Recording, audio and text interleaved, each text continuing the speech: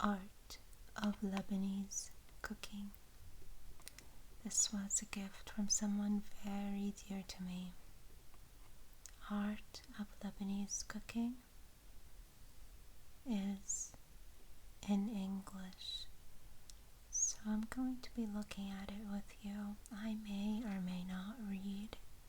I think we'll just enjoy looking at some of the pictures. There's a note inside when I first open the book, which I'm going to be skipping over for privacy purposes. I don't know if this person wants their name revealed on here.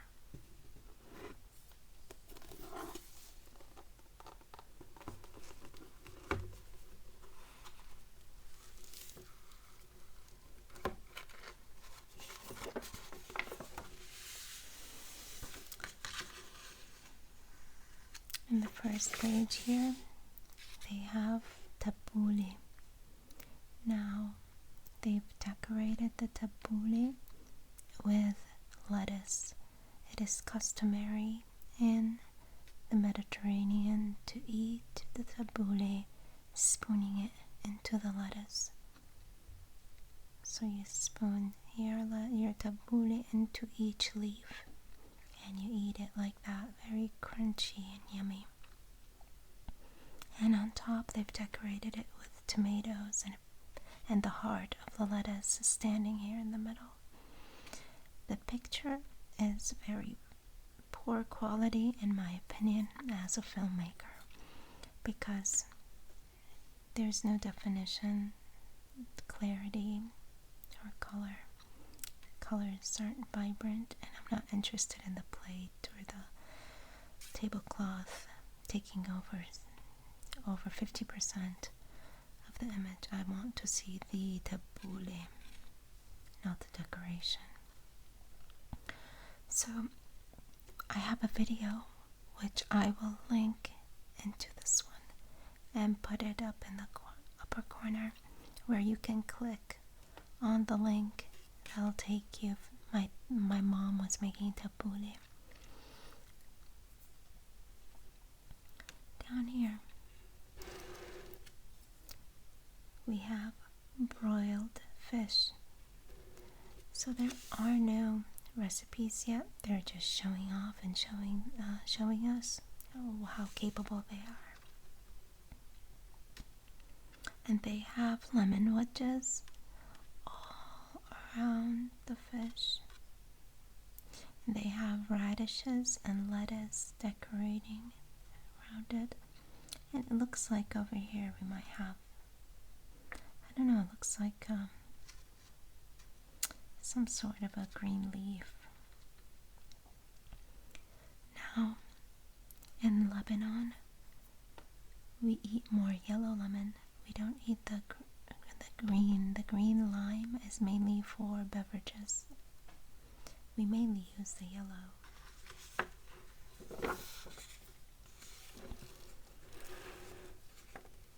Honestly, Mediterranean cooking is the best, in my opinion, because I grew up eating it all my life, and it is what we eat every single day, so it's not new for me.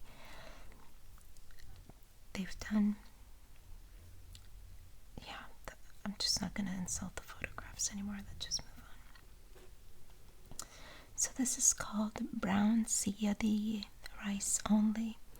So they have the rice browned, and they have lemon wedges all around the plate, decorated with a couple of tomatoes, and looks like they sauteed a couple of pine nuts and they put them on top. Yesterday I bought a bag of pine nuts. I'm not going to tell you what I paid for it either. It's crazy expensive, but the good thing is it'll last us a long time. I mean, not crazy expensive, it was like $20 something, which is probably cheap, I don't know. Okay, so they decorated it pretty well. I do like the combination of the brown rice, and the brown rice has its flavor from the fish. So they took the fish. My mom made a video about this, where she makes a fish dish. You know what? I'm gonna link that up above also. And since we are reaching a few too many, I might just post the videos down in the description box, because it looks like we've got a video of this also, my mom making it. After she boiled the fish with the herbs and onions and so on, you basically strain it. You strain it, and now the fish and the sauce and everything is brown.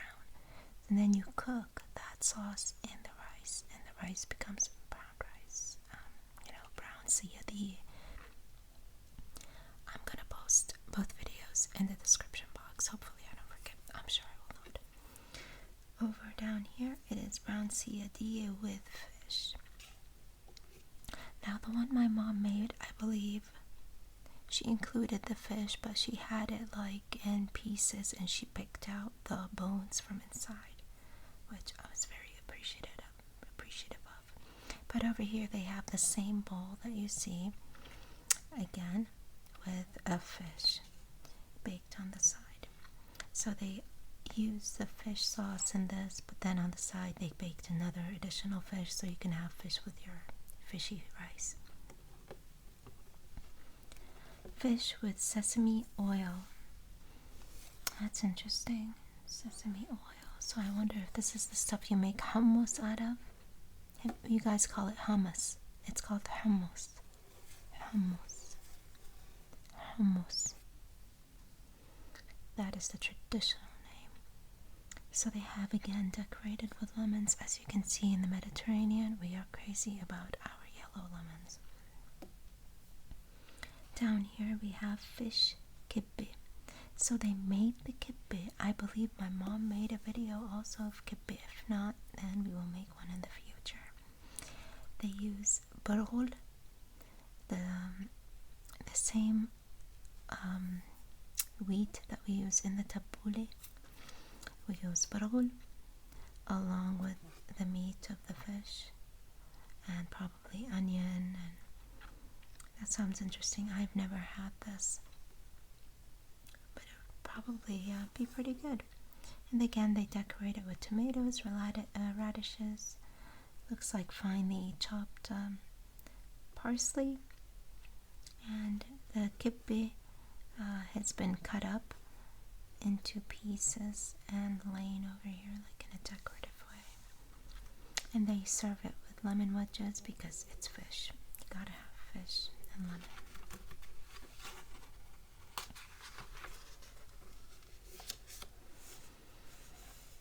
So we're just going to be looking at the food pictures, and I will continue going through this book with you guys because we're going to eventually reach the actual recipes. Maybe I'll make another video looking at one of the recipes, we'll see. Rice with vermicelli. So this is how we make our rice all the time. What we do is we fry up the little vermicelli, which is kind of like little thin noodles. They're already chopped about 1 inch size or under, and you saute that in olive oil, 100% virgin olive oil. After that browns up, you add your rice. You give it a mix to fry it up for another 30 seconds to a minute, just the rice and this, because you need to fry up your rice also. After that is done, and we do this with any kind of rice we're using. After that is done, we add the water. Let it come to a boil, then lower the heat to a fine, light simmer, and you get really fluffy rice, and you can season it any way you like with butter, salt, pepper. Down here is raw kibbeh. We call it kibbeh nayi. They have it decorated with mint leaves and little onions all around, and it is usually raw and wriggly. Like, okay, I'm gonna stop making comments like that. It's Gollum, guys, from Lord of the Rings. So it is raw beef with a lot of herbs. A lot of herbs. I mean, it smells divine. I do not eat it. I'm a vegetarian. And an onion so fine that it's like a paste, pretty much, in here. And it is usually like the finest piece of beef that you use for this, and it's usually into a paste. So it's not ground. Ground is got little chunks. This is, I mean, I'm talking like paste. You could spread it like mayo. But people rave about this. I know many people in my family that love it very, very much. But it has to be done by someone who's like a pro. Like, I would trust my mom making it. She makes it really well. Kibbeh broiled in the oven. And this is how they make the fish kibbeh I was explaining to you. This one. They just cut this one up. And they put it in here and decorated it. This is the same thing, but it is done with burghul, that same wheat that we use in the tabbouleh that you guys see in the video. And they use it with a ground. It also has to be fine. So the beef that you use has to be like the beef you use for the kibbeh. It has to be really pasty, not ground, pasty. And they put it into a pie-like, and underneath in between the layers, so you put one layer in the middle, you've got ground beef with pine nuts and all kinds of seasonings and onions, a layer of that, and then above it you put another layer of the kibbeh, and the kibbeh is the combination of the pasty beef with burghul and all kinds of seasoning. Put another layer and you decorate it with a knife and a fork, and you create any kind of design you like. You can see over here they made a pretty design, and it looks like again they garnished it with vegetables. Now the same kibbeh can be made into what we call ras, like pieces, single pieces. So each one of these is kibbeh. It is, you create like a hollow circle with your thumb. You keep going around and around and around until you've got yourself a little sack. Inside that little sack you stuff the ground beef with onion and pine nuts that I talked about in here. You stuff it in there, and then you simply just start to close it up, and with water, a little bit, you dip your fingers into water and kind of mold it the way you would if you were working like with pottery. Use water because the meat is so fine and paste. It's a paste consistency, and you mold them into these little tasty orbs. And then over here you can see it's garnished again with tomato and lemons. We love our vegetables in the Mediterranean. We eat vegetables with every single meal. So in the United States, I noticed when I first moved here that vegetables are not included in breakfast, for example. So we would have vegetables in every single meal throughout the day, all day. We eat vegetables all day, variety of vegetables. It's a must. It's a garnish. It's a necessity to swallow your food down. You have to have vegetables. So it's not like that here. It's just very different. I'm not saying one way is better than the other. It is the way I know, because it is the way I was raised. Let's move on. And over here we have stuffed tomatoes. So the tomatoes are going to be stuffed with rice, ground beef, a bunch of seasonings, onions, probably garlic, and then you'll put them inside a pot, line them, add your sauce on top, and let them cook up, because you want it all to cook together. Now, personally, if I were to do this, and we have not looked at the recipe, but I would make sure that the rice was pre-cooked before I put it into the tomatoes. So cook your rice, the ground beef, and so on. Then put it inside the tomatoes after you've carved them out, and then put them in a pot with the sauce. Just barely covering them. You need the sauce to probably go all the way up to the rim of the cover. See, they added the cover back onto the tomatoes to keep them each covered up and cooking well. Each one basically incubates the rice and cooks it. And then you just cook it, take it out, and obviously they put it in this bowl with its sauce and garnished it with some parsley or cilantro, and again lined it with lemons and olives this time. This is not necessary. I would not go as far as decorating it like this unless you want to, or you're entertaining or something. Down below is stuffed turkey. Now, in the Mediterranean, they do make among the best stuffed turkey ever. And on the side here, you can see the gravy. Look at all the pine nuts and berries that you see in the rice. You see that? You see the pine nuts? All kinds of nuts. You will see a variety of different kind of nuts, almonds. We'll have to look at the recipe together. And I believe there's raisins in there. There may even be figs. So the rice that they make in the Mediterranean is very, very different from any like rice stuffing and the turkey. It's not boring. So I think I'm going to pick a few recipes in here like this one, and maybe we'll read that together. Now on this page there's broiled quail and truth dove.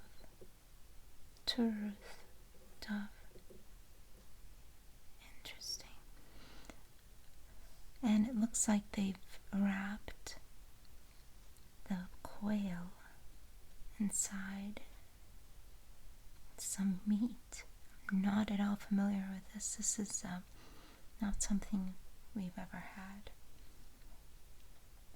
Poor doves and quail. Okay, let's not go there. I mean, poor turkey too, and poor the cow on the other page. I'm not here to make you feel guilty though, guys. But I think I see the heads on these. That's why I said that. Are these the heads? That's crazy, because it looks like there's a beak here. Okay, which is why my sentiments went out to the doves. And over here there's broiled meat. So they've got the meat on the shish kebabs, on the skewers, and it looks like they're metal skewers here. You can see by their handles. And what they've done is alternated the beef and the onion and whatever, the pepper and so on throughout. Now you could use mushroom, peppers, tomatoes, onion. You can use so much in between the beef, and you could do this with beef or chicken or salmon. And again, garnished it with lemon, tomato, and lettuce. Very, very interesting. So the way I suppose they're planning on doing this is putting this entire pan, well, this part at least, after they broil it, they put it here. But this, I don't believe this has been broiled. You can put it on the oven or on your grill.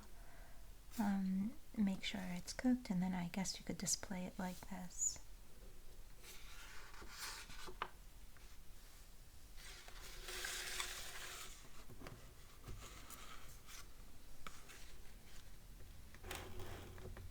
Okay, the page above is saraya bread. So this is a kind of bread that they have made and garnished. I'm not sure I've ever had that. Very interesting. And down here, there's stuffed eggplant, and there's stuffed,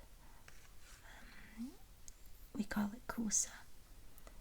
This is stuffed, what is this vegetable called? Squash. It's a squash. So stuffed eggplant and squash, stuffed tomatoes, stuffed peppers. You can even stuff an onion. You can stuff a potato. And then after that, this is quite delicious. You can make this either vegetarian or with beef, whatever else you like. Now, if you make it vegetarian, we have made it in the past with rice, onion, corn to replace like the beef or mushrooms. Everything, of course, has to be diced. And it's really good. It's really good. It's delicious. I do love it vegetarian. Just as good, I think. And you cook it in a red sauce. And then afterwards, you would just like pour it in a plate with one or two, or however you choose what you want to eat. And you add a little bit of the sauce and you eat it. It's quite delicious. Art of Lebanese cooking. I hope you guys enjoyed this video, and if you did, let me know that you did. And I hope it gave you some ideas, and I will talk to you soon.